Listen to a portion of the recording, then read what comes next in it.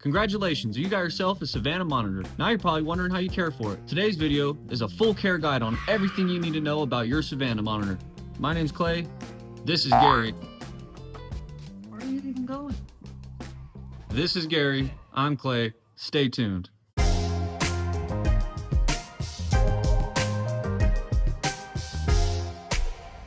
Before we talk about my monitor Slash, I really want to be honest about Savannah monitors real quick. They need serious heat, proper UVB, deep substrates, huge enclosures, and not even to mention diet.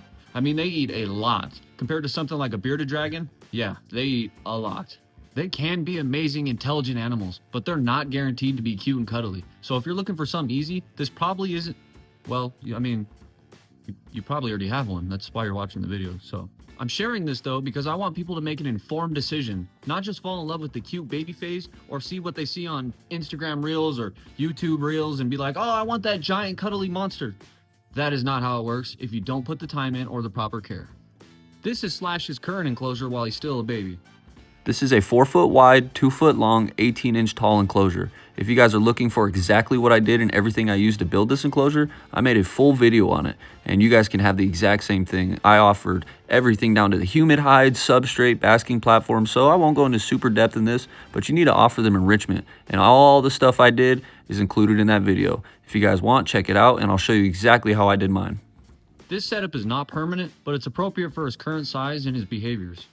Heat and lighting are probably the most important part of a Savannah monitor's care. This is where a lot of people mess up. This is a ZoomEd T5 10.0 high output fixture, long linear. It covers almost half the tank. I'm running a 12% UVB bulb in there. These guys need lots and high UVB. I use a ceramic heat emitter bulb. This is what I use at night. This is going to make sure that the enclosure does not drop below 75 to 85 degrees. They're all set on thermostats and timers, so they turn on. They're on a 12-hour shift, 12 on, 12 off. This gives them a most naturalistic environment like he would have in the wild. And I run a 150-watt basking bulb, and I keep it over the basking surface.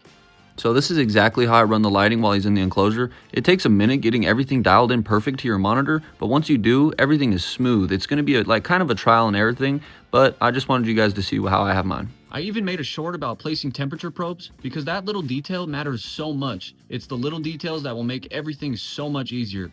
Trust me.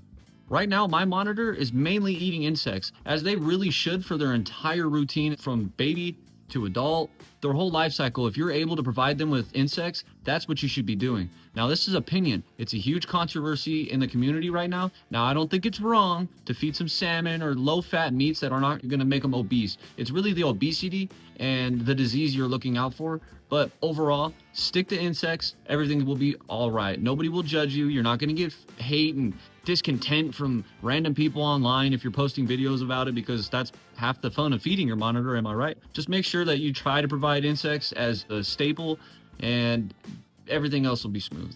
As Slash gets older, his diet's going to change, and I'm just being honest. But for now, I try to stick to insects and insects only. Now, handling, I suggest you take slow. For me, it comes natural. I specialize in desert reptile care, and I've been doing this for a while. I know their behaviors, I know what makes them tick, and I know how to gently ease into it so you don't get bit, so you don't get tail whipped. But I'll tell you what worked for me. So what worked for me was just setting my hand in the enclosure with him. 2 to 3 weeks after I got him and he got adjusted to his enclosure, I started putting my hand in there and letting him get used to me. Or also the cricket trick. Anytime you go next to the enclosure or in the room in there and he sees you, give him a cricket. This will help him feel safe and understand that you're feeding him and you're not an enemy. This is what I did when I first got him. I set up the enclosure, food, water, everything like that, and just let him sit in there, and I pretty much forgot I even had him for a week. I didn't want him to be overwhelmed and think that I'm the enemy. The monitor species are probably the smartest reptiles there is in the entire kingdom. So patience and trust matters a lot with these guys. If they don't want to be bothered, don't bother them. Just like people, they're going to have bad days and good days. If they want to come to you, they will. Now, you can't just sit there and expect time to work. It's so frustrating, I know, as a keeper, when you go to these groups on Facebook or wherever it might be, and people say, oh, take time, take time. No, there's proper steps that you can take to gain the trust of that reptile. But slowly is an easy thing to say of don't rush things so you don't get hurt. I think that's just an easy thing people throw out there. But if you follow some easy tips that I gave, you should be okay. Day-to-day care with a Savannah monitor is a commitment, as is any reptile, but bigger, smarter, much more intelligent reptiles especially. I would suggest routine is everything. If you mess that up, it could throw them off and it can set back so much progress. So these guys are a lot of work, I'm telling you. I really thought that they might be kind of easy and everyone made it seem hard, but they're not. I mean, down to him digging and throwing dirt everywhere. I try not to mess up his burrows too much, but I do try to clean the enclosure. He loves to get in his water dish and make it filthy, so changing that is kind of a hassle, especially being a bigger water dish. You got to make sure his humid height is right, fixing just plants and everything like that. Here's him literally messing up his water dish. It's just there's a lot of work, and the reward is just, I can't even explain it. It's awesome seeing them be so happy and them being kind of a challenging reptile and just getting everything perfect. It makes you really feel good as a keeper.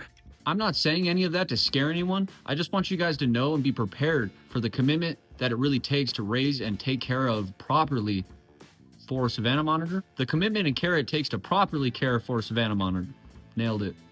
So that's how I care for my monitor Slash. I'm going to keep sharing everything I learn, updates, upgrades, everything I do along the way. If you want to keep seeing Slash's journey and my journey, stick around, subscribe, like, it means a lot. If you guys have any questions or even any suggestions for anything I could do different, leave them down in the comments below. I respond to every single comment, and if you guys need help, I'm there for you. Thanks for watching, and I'll see you in the next one.